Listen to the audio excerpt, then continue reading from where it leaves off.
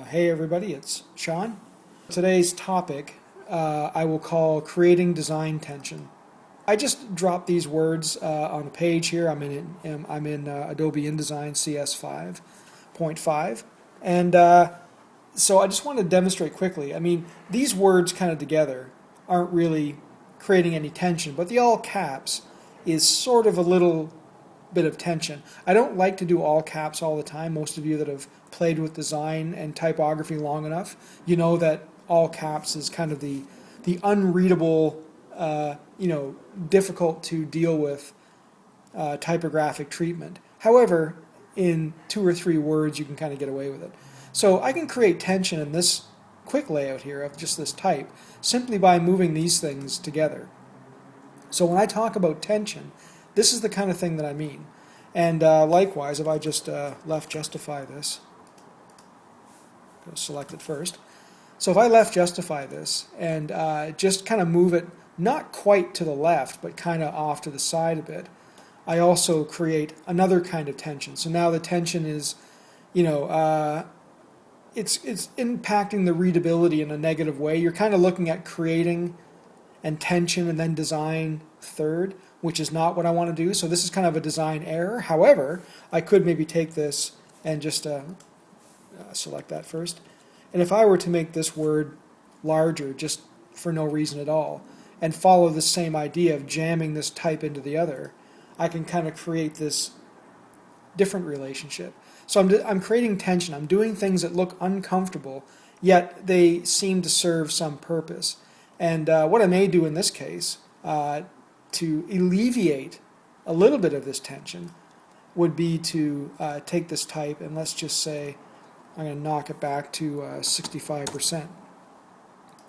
So if I do something like that, I can kind of relieve a little bit of the confusion and I can increase the readability but still keep that interesting tension on the page, something that kind of looks unusual, not the way you would normally see it. You can also create tension. I'm just going to bring this back to kind of being the same size. You can also create tension by moving things, let's just say, off the page a bit. So actually, I'm going to move this down a little. And really, what I'm trying to do here is not show you a specifically, good design. Like I'm not suggesting that this design on the page is a great one. Again, I don't really have a logo. I don't have a photo to deal with at this point. I'm not really doing real layouts. And as you know, with real layouts, you have all those crazy things that happen, like logos or extra sentences of type that your client want you to add at the last minute, which entirely mess up your design. I mean, that happens to all of us sort of on an ongoing basis, and that's the challenge of being a visual professional, is that you have to sometimes take things that don't want to work together and find a way to make them work. So I can do something like this to create that tension as well. So I'm breaking the borders of the left and right side. You can still read creating tension just fine. And I could even take this further. I'm just making this up as I go. I'm not really working to a plan here, but I'm only demonstrating the principle. So if I were to take this word and really stretch it out, so that it's almost unreadable. I think that's a little too far. I'm going to kind of do that. And I'm going to bring it up here. Again, I'm going to knock into this other black space. And so I've got this thing now, which is, it's still readable, creating design tension. You kind of get it. And sort of interestingly enough, this actually demonstrates what the words are saying, which is kind of the reason I just sort of chose to use this as a title for this demonstration. But you can see that there's something happening on the page which really kind of gets your attention. And the position of this could be, on the top third, like that. It can be on the bottom third. And I could also take this and I could say, for example, rotate this slightly so that it's not quite, maybe not even that far, maybe just like this far. And maybe I could move it right off the bottom too. And just leave it at that. Just moving these things around, breaking the borders a little bit, kind of makes an interesting design solution. You kind of create tension with your elements on the page. So I found this 3D illustration. I want to play around a little bit with visual now. So with this illustration, I might do something like move her right off kind of the edge, like this. Create the tension with her, kind of where she is in relationship to the page. If I just sort of think of the principles of thirds and fifths, I might kind of place this somewhere maybe about here. And so by moving this image out to the edge like this, I'm kind of really stretching its, its relationship to the page. And you kind of get this weird feeling when it's almost too far. You go to that point where you're like, that's too far. Then you take it back a couple of clicks, just so it's right on the edge. It's pressing that it's too far kind of button. It's just right on the edge of it. And that creates a really nice relationship. And the cool 3D illustration just kind of sits there in the right place. So it's kind of holding things together by being in the right place. So, in terms of your page layout, this is in a good visual spot. It's on the thirds. It's readable. It's, been set nicely. But this image is kind of breaking the rules a bit. But not everything on the page is breaking the rules, which makes it kind of interesting. And as long as something else on the page like this is holding it together, it's sort of behaving and playing by the rules, and it's allowing this other thing to kind of not do so. And I mean, I could even be, let's say, more bold with it. And, again, this is not necessarily a great layout solution, but you can see that, I could do something like that too, and really kind of press the space and make it do harder work than it's used to doing, which is kind of cool. And I just wanted to show you another quick example. I like sort of Mila Kunis. She's kind of hot, obviously. I just grabbed her photo, and here she is. I'm just going to do like a little fake page layout here. I'm giving myself some body copy to deal with, so at least I'm not just trying to get away with layouts that you would never see in real life, which I know from a tutorial point of view can be frustrating. If you see something that looks really cool but no layout in the world would ever be like that, then it kind of sucks, right? So I'm kind of going to return to the same idea as I did on the first page. Okay, pardon that little jump cut there, but again, I didn't want you to watch me kind of picking fonts because I didn't sort of plan this before I started, but I knew what I wanted to accomplish. Anyway, so I picked a font that I thought was interesting. That's something a little bit unusual. So as I was saying, I'm going to take this principle. Let me just get this up to size here. The same principle I used on the home page of this video to kind of show the tension of typography and visual together. So I'm going to take the headline here. I'm just going to move this out of the way, and I'm going to take this line here. And I'm just going to play around with these things for a second to kind of get them kind of working for me. So I've just picked some arbitrary kind of headline here that I just made up for the purpose of the demonstration. So I'm going to use these elements to kind of create this tension. Now, what I want to do is I'm going to bring her in front of the type. And I don't want her to be fighting with the type. So I'm going to make the type, I'm just going to say 25% black, just for the sake of doing it. And I'm going to make her a little bit bigger, so she's actually kind of blocking her own name a little bit.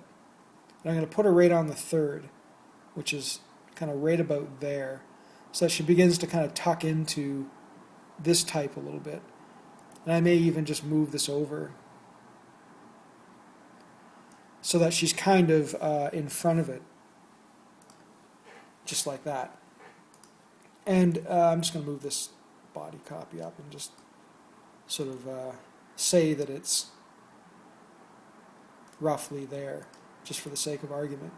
And so what I'm kind of doing is I'm sort of breaking the borders with this type along the sides. It's cutting out of both the left and right edge, but you can still read it. And in fact, I could probably even go a little bit more on this. Because the interesting thing about this trick is that as long as, in fact, maybe I'll even just cut this up into this type a little bit. As long as you know what the word is, you can get away with this. It's kind of the Rolling Stone magazine principle. I mean, often Rolling Stone is obscured by the image, but they sort of do it anyway because you know what the word is. And in this case, you know that this is Mila Kunis, and so you don't need all that information. So you can create the tension that we're talking about by covering things up that would not normally be covered up. So you're looking at it and you're kind of thinking, hey, that shouldn't be covered up, but it's perfectly okay that it is. And maybe this should even be narrower. I'm just going to cheat this a bit and say that it was only that much type. And in fact, you know what? I'm going to break my thirds rule.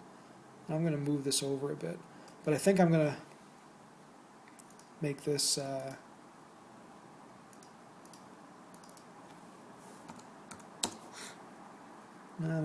maybe more, 65, just for the sake of layout.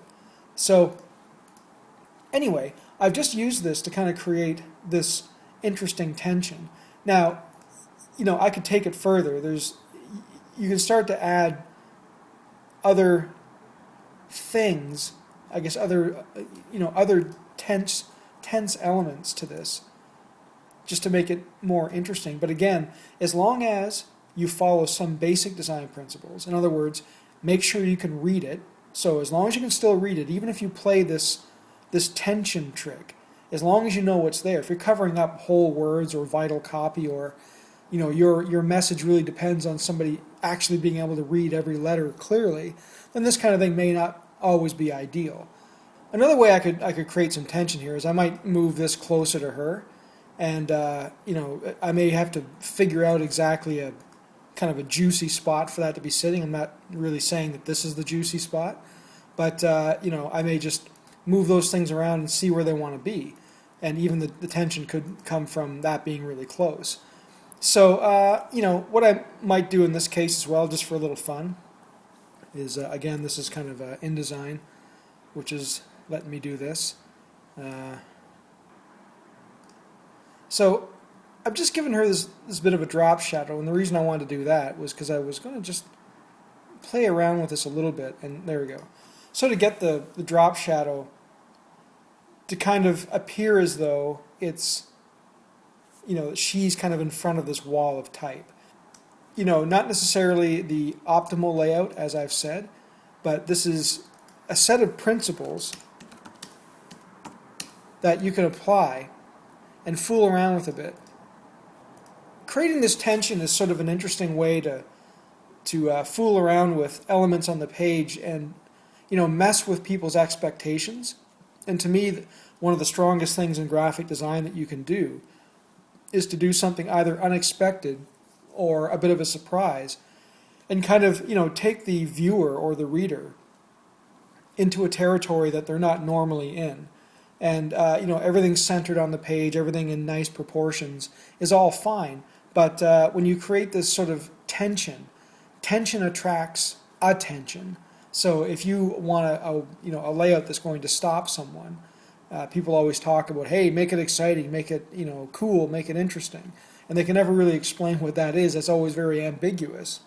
But, you know, if you can do something like this, where it's like, you're commanding attention from people by interrupting the normal flow of communication by doing this tense, unusual thing.